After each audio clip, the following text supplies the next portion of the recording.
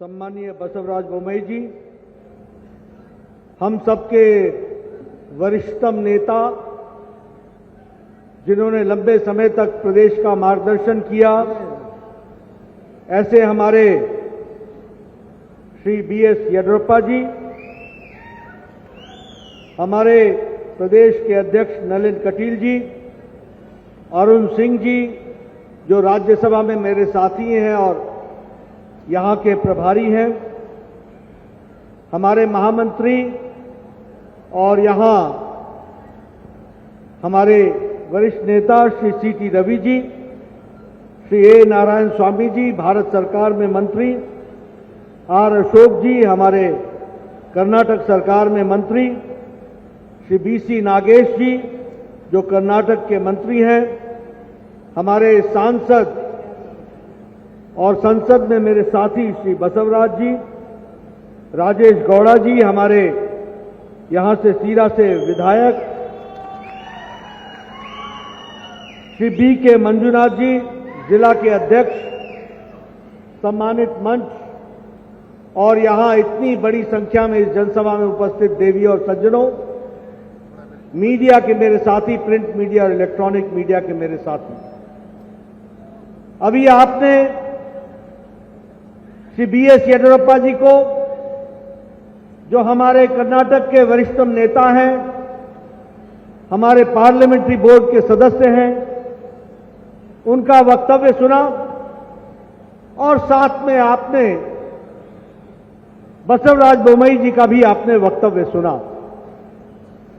दोनों ही वक्तव्यों में जो मैं कन्नड़ समझ पाया वो मैं आपसे कहना चाहता हूं कि दोनों ही नेताओं ने यूपीए के जमाने में कर्नाटक को देखने का नजरिया और एनडीए में कर्नाटक की जनता को देखने के नजरिए के बारे में बहुत विस्तृत से आपको बताया कि यूपीए ने और कर्नाटक में यूपीए की सरकार सिद्धारमैया के नेतृत्व में उन्होंने कर्नाटक की उपेक्षा की, उन्होंने कर्नाटक के हित की चिंता नहीं की, उन्होंने सारा समय आपस में झगड़ने में लगा दिया और कर्नाटक की जनता को मुसीबत के आगे खड़ा कर दिया। वहीं जब एनडीए की सरकार आई तो चाहे दिल्ली में मोदी जी हो, चाहे कर्नाटक में येडियुरप्पा जी और बोम्मई जी हो, हमेशा कर्नाटक की जनता की चिंता की गई। ಬಂಧುಗಳೇ, ಈಗ ತಾನೇ ಮಾತನಾಡಿದಂತ ನಮ್ಮ ಕರ್ನಾಟಕದ ಸರ್ವೋಚ್ಚ ನಾಯಕರಾದಂತ ಸನ್ಮಾನ್ಯ ಯಡಿಯೂರಪ್ಪನವರು ಹಾಗೂ ಮುಖ್ಯಮಂತ್ರಿಗಳಾದಂತ ಬೊಮ್ಮಾಯಿ ಅವರು ಕರ್ನಾಟಕವನ್ನ ಹಿಂದೆ ಯುಪಿಎ ಸರ್ಕಾರ ಅಧಿಕಾರದಲ್ಲಿದ್ದಂತ ಸಂದರ್ಭದಲ್ಲಿ ಹೇಗೆ ನಿರ್ಲಕ್ಷ್ಯವನ್ನ ಮಾಡಿತ್ತು, ಹೇಗೆ ಕರ್ನಾಟಕಕ್ಕೆ ಮಲತಾಯಿ ಧೋರಣೆಯನ್ನ ತೋರಿತ್ತು ಅನ್ನುವಂಥದ್ದನ್ನ ವಿವರವಾಗಿ ಅವರು ಹೇಳುವಂತ ಕೆಲಸವನ್ನ ಮಾಡಿದ್ದಾರೆ. ಅದೇ ರೀತಿ ಎನ್ಡಿಎ ಬಂದ ನಂತರ ಸನ್ಮಾನ್ಯ ನರೇಂದ್ರ ಮೋದಿಜಿ ಅವರು ಕರ್ನಾಟಕಕ್ಕೆ ಏನೆಲ್ಲ ಕೊಡುಗೆಗಳನ್ನ ಕೊಟ್ಟಿದ್ದಾರೆ ಬೊಮ್ಮಾಯಿ ಅವರ ಸರ್ಕಾರದ ಸಂದರ್ಭದಲ್ಲಿ, ಯಡಿಯೂರಪ್ಪನವರ ಸಂದರ್ಭದಲ್ಲಿ ಅನ್ನುವಂಥದ್ದನ್ನು ಕೂಡ ವಿವರವಾಗಿ ಹೇಳುವಂತ ಕೆಲಸವನ್ನ ಮಾಡಿದ್ದಾರೆ. मित्रों, यह मैं सिर्फ कहने के लिए नहीं कह रहा हूं, प्रधानमंत्री मोदी जी ने भारत की राजनीति की संस्कृति बदल डाली है।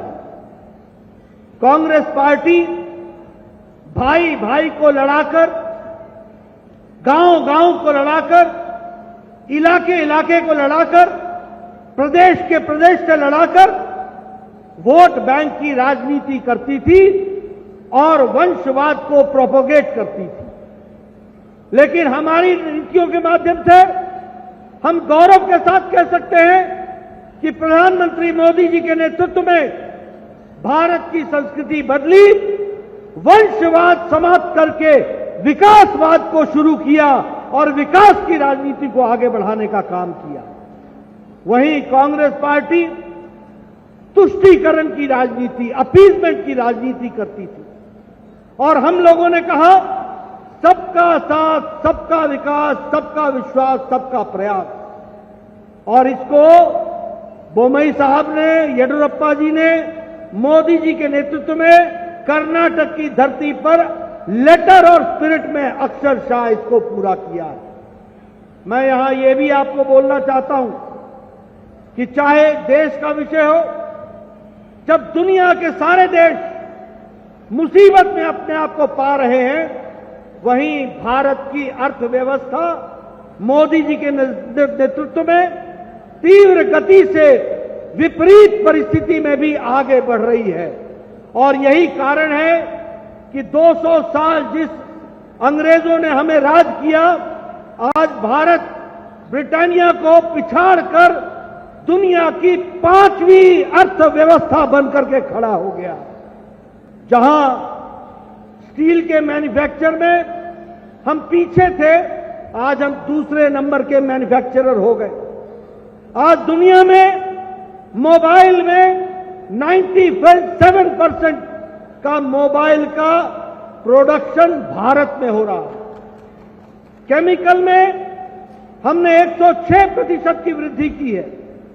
फार्मेसी में, फार्मास्यूटिकल्स में, दवाइयों में भारत दुनिया की फार्मेसी बन गया है और सबसे इफेक्टिव दवा और सबसे सस्ती दवा दुनिया को देने का काम कर रहा है, तो भारत कर रहा है।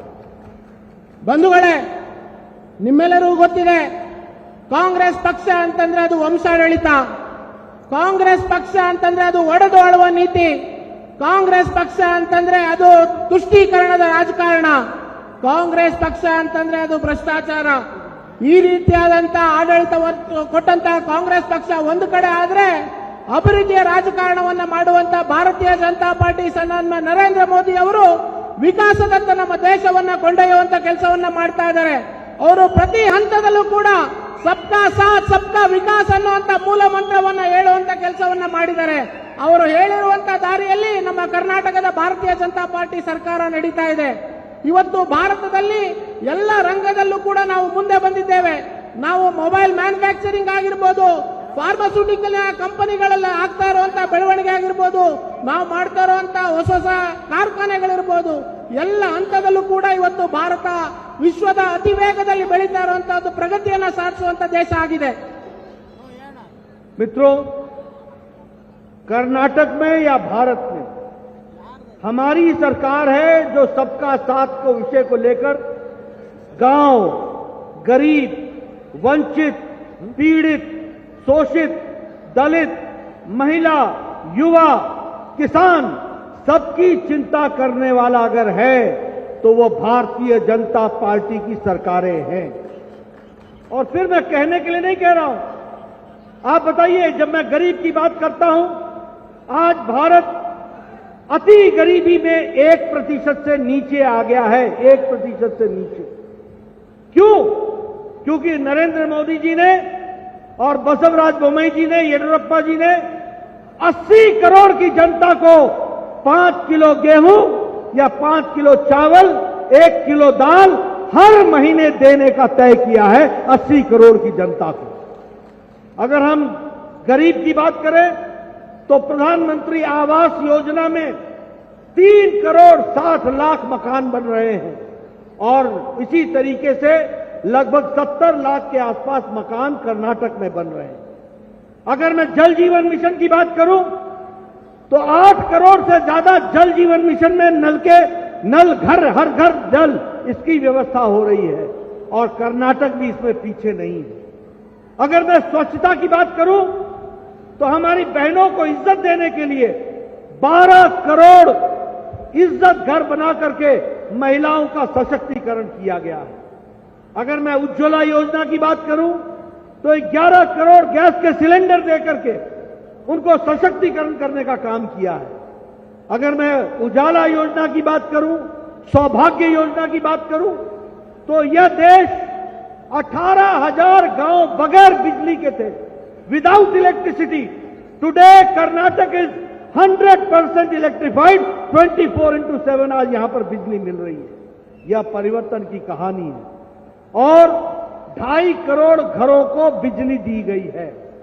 और इसी तरीके से आयुष्मान भारत के माध्यम से 50 करोड़ लोगों को यानी 40% of Indian population is getting a health coverage, उसको स्वास्थ्य का कवरेज मिल रहा है 5 लाख रुपए सालाना मोदी जी का और फिर बोमई साहब का अलग से मिल रहा है। ये हमको समझना चाहिए।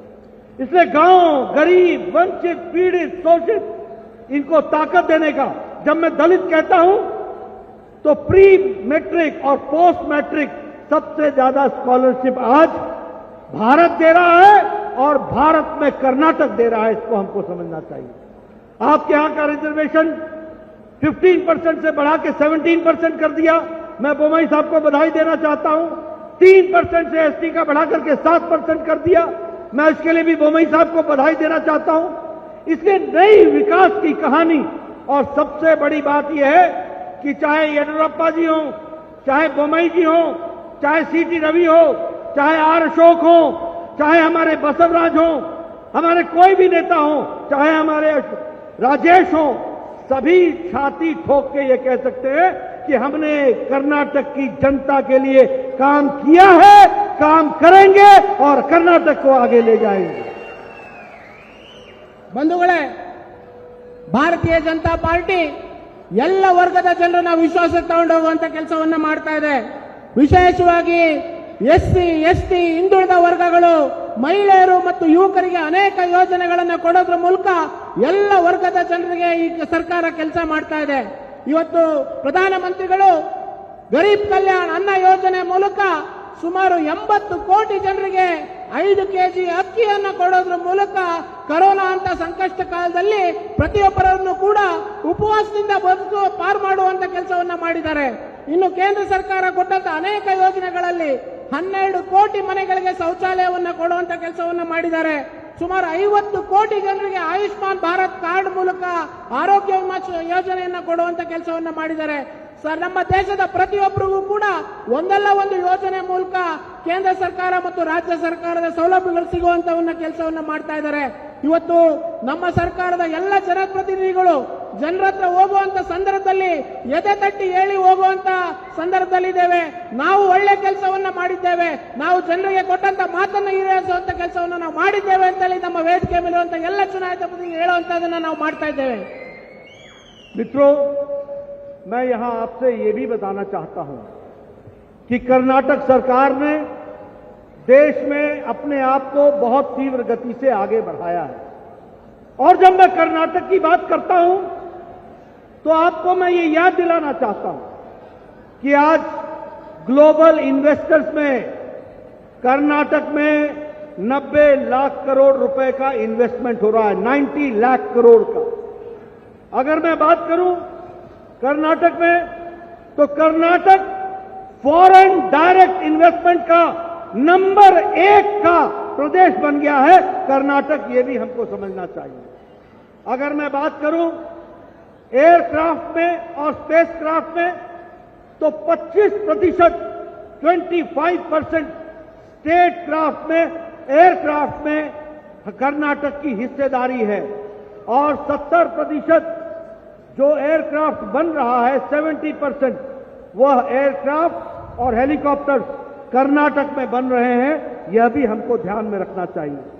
उसी तरीके से कोंकण रेलवे का 100% इलेक्ट्रिफिकेशन हो रहा है और उसी तरीके से शिक्षा के क्षेत्र में मुख्यमंत्री रायता विद्या निधि के तहत किसान के बच्चों के साथ साथ बुनकर के बच्चे भी और फिशरमैन को भी उसकी सहायता मिल रही है। और इसी तरीके से एक्सपेंशन ऑफ रोड्स हो रहा है। अभी अभी आपको बताया गया कि कल हमारे भारत सरकार में रोड मंत्री आए थे, उन्होंने कर्नाटक के ओवर ब्रिज और अंडर ब्रिज का सैंक्शन दे दिया है। कर्नाटक नई ऊंचाइयों की तरफ जाएगा, इसको भी हमको ध्यान में रखना चाहिए। मैं यहां ये भी आपको कहना चाहता हूं कि आप इनोवेशन में इंडेक्स में Karnataka is number 1 innovation index में। और मैं ये भी बोलना चाहता हूं कि ग्रीन फील्ड एयरपोर्ट में रायचूर में 186 करोड़ का नया एयरपोर्ट बन रहा है। वहीं कैंपेगौड़ा का जो नंबर 2 का, कैंपेगौड़ा का नंबर 2 का जो फेज है, वह भी प्रधानमंत्री मोदी जी ने समर्पित कर दिया है। प्रधानमंत्री मोदी जी 22 सितंबर को भारत अपने कर्नाटक आए थे और यहां पर उन्होंने 30,000 करोड़ रुपए की घोषणाएं की हैं, जिस पर काम तीव्र गति से चल रहा है। इसलिए मैं ये कह सकता हूं, development means Bharatiya Janata party, progress means Bharatiya Janata party, विनाश मीन्स कांग्रेस पार्टी, आगे बढ़ने से रोकने का मतलब है कांग्रेस पार्टी। ये हमको समझ लेना चाहिए। ಬಂಧುಗಳೇ, ನಾನು ಬಹಳ ಖುಷಿಯಿಂದ ಹೇಳ್ಬೋದು, ಇವತ್ತು ನಮ್ಮ ಕರ್ನಾಟಕ ರಾಜ್ಯ ಇಡೀ ದೇಶದಲ್ಲಿ ವಿದೇಶಿ ಬಂಡವಾಳ ಹೂಡಿಕೆಯಲ್ಲಿ ನಂಬರ್ 1 ರಾಜ್ಯವಾಗಿದೆ. ಅದಕ್ಕೆ ನನಗೆ ಬಹಳ ಹೆಮ್ಮೆ ಅನಿಸ್ತಾ ಇದೆ. ಅದೇ ರೀತಿ ವಿಶ್ವ ಬಂಡವಾಳ ಹೂಡಿಕೆಯಲ್ಲಿ ಕರ್ನಾಟಕ ರಾಜ್ಯಕ್ಕೆ 90 ಲಕ್ಷ ಕೋಟಿ ಬಂಡವಾಳವನ್ನು ಹೂಡಿಕೆ ಮಾಡುವಂತ ಒಪ್ಪಂದಗಳು ಇವತ್ತು ಸರ್ಕಾರ ಮಾಡಿದೆ. ಅನೇಕ ದೊಡ್ಡ ದೊಡ್ಡ ಯೋಜನೆಗಳು ಕರ್ನಾಟಕದ ಮೂಲಕ ಪ್ರಗತಿಯಲ್ಲಿದೆ. ಅದರಲ್ಲಿ ವಿಶೇಷವಾಗಿ ಕರ್ನಾಟಕದಲ್ಲಿ ಹೆಲಿಕಾಪ್ಟರ್ ಮತ್ತು ಏರೋಪ್ಲೇನ್ಗಳನ್ನು ಮಾಡುವಂತಹ ಕಾರ್ಖಾನೆಗಳು ಇಡೀ ದೇಶಕ್ಕೆ ಇವತ್ತು ಹೆಲಿಕಾಪ್ಟರ್ ಮತ್ತು ಪ್ಲೇನ್ಗಳನ್ನು ನಿರ್ಮಾಣ ಮಾಡುವಂತ ಕೆಲಸ ಆಗ್ತಾ ಇದೆ. ಇವತ್ತು ಹೊಸ ಬಂಡವಾಳವನ್ನ ರಸ್ತೆ ಮೇಲೆ, ಹೆದ್ದಾರಿ ಮೇಲೆ, ಬ್ರಿಡ್ಜ್ಗಳ ಮೇಲೆ ಹಾಕುವಂತ ಕೆಲಸವನ್ನ ನಿನ್ನೆ ತಾನೇ ನಮ್ಮ ರಾಜ್ಯಕ್ಕೆ ಆಗಮಿಸಿದಂತ ನಿತಿನ್ ಗಡ್ಕರಿ ಅವರು ಘೋಷಣೆಯನ್ನ ಮಾಡಿ ಹೋಗಿದ್ದಾರೆ.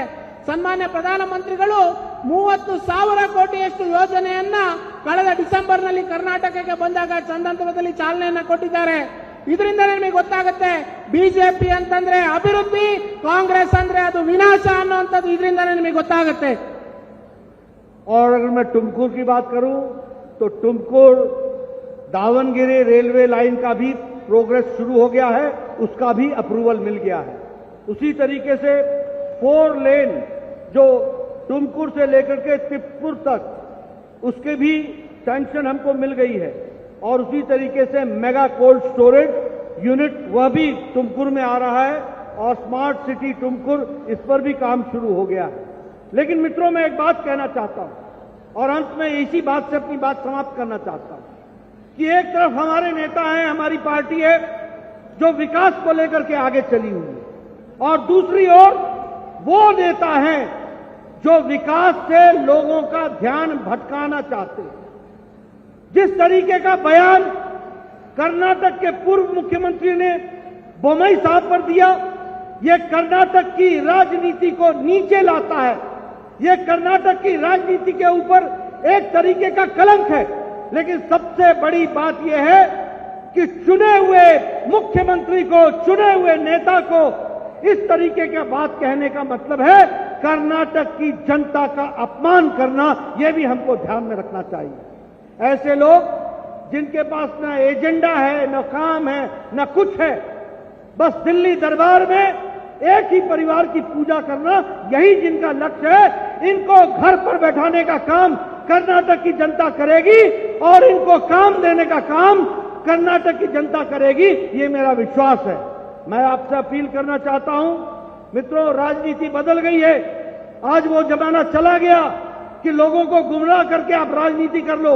अब वो जमाना आ गया है, काम करोगे तो टिकोगे, काम नहीं करोगे तो घर बैठा दिए जाओगे। और इसीलिए कांग्रेस पार्टी को अच्छी तरीके से लोगों ने घर पे बैठा दिया है और उनको घर पर बैठे रहने की प्रेरणा कर्नाटक की जनता हमेशा लेती रहेगी। मैं यह भी कहना चाहता हूं कि ये नेता बौखला गए हैं, बौखला गए हैं। जिस तरीके का ये वक्तव्य दे रहे हैं वो इनके स्तर को बताता है, ये इनके नेतृत्व के स्तर को बताता है। मुझे बड़ा दुख हुआ, एक प्रदेश का मुख्यमंत्री जो मुख्यमंत्री पद पर रहा हो, who has sat on the chief minister's post, he speaks like this। ये कर्नाटक की जनता का अपमान है और ऐसे लोगों को कर्नाटक की जनता सबक सिखाएगी, ये मेरा विश्वास है। मैं इन्हीं शब्दों के साथ अपनी बात समाप्त करता हूं और आपसे निवेदन करता हूं कि मेरी बात आप जनता तक पहुंचाएं, गांव-गांव पहुंचाएं। बहुत बहुत धन्यवाद। जय भारत, जय कर्नाटक। ಬಂಧುಗಳೇ, ಸಿರಾ ಮತ್ತು ತುಮಕೂರು ಭಾಗದಲ್ಲಿ ಆಗ್ತಾ ಇರುವಂತಹ ಬಂಡವಾಳ ಹೂಡಿಕೆಯಿಂದ ಈ ಭಾಗ ಇನ್ನೂ ಹೆಚ್ಚು ಅಭಿವೃದ್ಧಿ ಕಾಣುವಂತ ದಿನಗಳು ಮುಂದಿನ ದಿನದಲ್ಲಿ ಬರ್ತಾ ಇದೆ. ನಾನು ಒಂದು ಮಾತನ್ನ ಹೇಳೋದಕ್ಕೆ ಇಷ್ಟಪಡ್ತೇನೆ. ಇತ್ತೀಚೆಗೆ ತಾನೇ ನಮ್ಮ ಮುಖ್ಯಮಂತ್ರಿಗಳ ಮೇಲೆ ಕಾಂಗ್ರೆಸ್ಸಿನ ಹಿಂದಿನ ಮುಖ್ಯಮಂತ್ರಿ ಆದಂತವರು ಬಳಸಿದಂತ ಯಾವ ರೀತಿಯಾದಂತ ಪದಗಳು ಕಾಂಗ್ರೆಸ್ಸಿನ ಸಂಸ್ಕೃತಿಯನ್ನ ತೋರಿಸುತ್ತೆ. ಅವರು ಕೇವಲ ಒಂದು ಕುಟುಂಬಕ್ಕೆ ಖುಷಿ ಪಡಿಸೋದಕ್ಕೋಸ್ಕರ ಒಬ್ಬ ಚುನಾಯಿತ ಮುಖ್ಯಮಂತ್ರಿ ಬಗ್ಗೆ ಈ ರೀತಿಯಾಗಿ ಅಪಮಾನ ಮಾಡಿರುವಂತದನ್ನ ನಾವು ಒಪ್ಪೋದಿಲ್ಲ ಅನ್ನುವಂತ ಮಾತನ್ನ ಹೇಳಿ ನಾವು ಇವತ್ತಿನ ದಿನ ಅಭಿವೃದ್ಧಿಯ ರಿಪೋರ್ಟ್ ಕಾರ್ಡ್ ಅನ್ನು ಹಿಡಿದು ಜನರ ಮುಂದೆ ಹೋಗುವಂತ ಕೆಲಸವನ್ನ ಮಾಡ್ತೇವೆ. ಶಿರಾದಲ್ಲಿ ಬಿಜೆಪಿಯ ಶಕ್ತಿ ಪ್ರದರ್ಶನ ಇದು. ಜೆಪಿ ನಡ್ಡಾ ಅವರ ನೇತೃತ್ವದಲ್ಲಿ ಜನಸಂಕಲ್ಪ ಸಮಾವೇಶವನ್ನ ನಡೆಸಲಾಗ್ತಾ ಇದೆ. ಇವತ್ತು ತುಮಕೂರಲ್ಲಿ ಶಿರಾ ಕ್ಷೇತ್ರದಲ್ಲಿ ಮತ್ತೊಮ್ಮೆ ಕಮಲ ಅರಳಿಸಲು ತಂತ್ರಗಾರಿಕೆ ಹೆಣಿತಾ ಇದೆ ಬಿಜೆಪಿ. ರಾಷ್ಟ್ರಾಧ್ಯಕ್ಷ ಜೆಪಿ ನಡ್ಡಾ ಅವರ ನೇತೃತ್ವದಲ್ಲಿ ಬಿಜೆಪಿಯ ಶಕ್ತಿ ಪ್ರದರ್ಶನ ಮುಂದುವರಿತಾ ಇದೆ. ಜನಸಂಕಲ್ಪ ಸಮಾವೇಶದ ಮೂಲಕವಾಗಿ ತಮ್ಮ ಭಾಷಣದುದ್ದಕ್ಕೂ ಅಭಿವೃದ್ಧಿಯ ಮಂತ್ರವನ್ನ ಪಠಿಸಿದ್ರು ಜೆಪಿ ನಡ್ಡಾ. ಜೊತೆಗೆ ಕಾಂಗ್ರೆಸ್ ವಿರುದ್ಧ ವಾಗ್ದಾಳಿಯನ್ನ ಮಾಡಿದ್ರು. ಸಿಎಂ ಬಸವರಾಜ ಬೊಮ್ಮಾಯಿ ಅವರ ವಿರುದ್ಧವಾಗಿ ಬಂದಂತಹ ಇತ್ತೀಚಿನ ಹೇಳಿಕೆ, ನಾಯಿ ಮರಿ ಎನ್ನುವಂತಹ ಹೇಳಿಕೆ ಏನಿತ್ತು ಅದರ ವಿರುದ್ಧವಾಗಿ ಕೂಡ ಜೆಪಿ ನಡ್ಡಾ ಗುಡುಗಿದ್ದಾರೆ ಇವತ್ತಿನ ಸಮಾವೇಶದ ಭಾಷಣದಲ್ಲಿ. ಗೌಡರು ಬರಗೂರು ಭಾರತೀಯ ಜನತಾ ಪಾರ್ಟಿಯನ್ನ ಸೇರ್ತಾ ಇದ್ದಾರೆ. ಈಗ ನಮ್ಮೆಲ್ಲ ಗಣ್ಯರುಗಳಿಗೆ ಸನ್ಮಾನ. ಡಾಕ್ಟರ್ ರಾಜೇಶ್ ಗೌಡರು ಹಾಗೂ ತಂಡದ ವತಿಯಿಂದ ಗೌರವ ಸಮರ್ಪಣೆಯನ್ನ ಮಾಡ್ತಾ ಇದ್ದಾರೆ. ದಯಮಾಡಿ ವೇದಿಕೆಯಲ್ಲಿರುವಂತಹ ಎಲ್ಲ ಗಣ್ಯರುಗಳು ಅವರೊಟ್ಟಿಗೆ ಭಾಗಿಯಾಗಬೇಕಂತ ಕೇಳ್ಕೊಳ್ತಾ ಇದ್ದೇನೆ. ಗೌರವ ಸಮರ್ಪಣೆ. ಸರ್ಕಾರದ ಸಾಧನೆ ಸದ್ದು ಮಾಡ್ತಾ ಇದೆ. ಆ ಸದ್ದು ನಮ್ಮೆಲ್ಲ ಬಿಜೆಪಿ ನಾಯಕರ ಗರ್ಜನೆಯಾಗಿದೆ. ಆ ಗರ್ಜನೆಯೊಂದಿಗೆ ಖಂಡಿತವಾಗಿ ನಾವೆಲ್ಲ ಇದ್ದೇವೆ ಅಂತ ಹೇಳ್ತಾ ಕಾರ್ಯಕ್ರಮದ ಕೊನೆಯ ಹಂತಕ್ಕೆ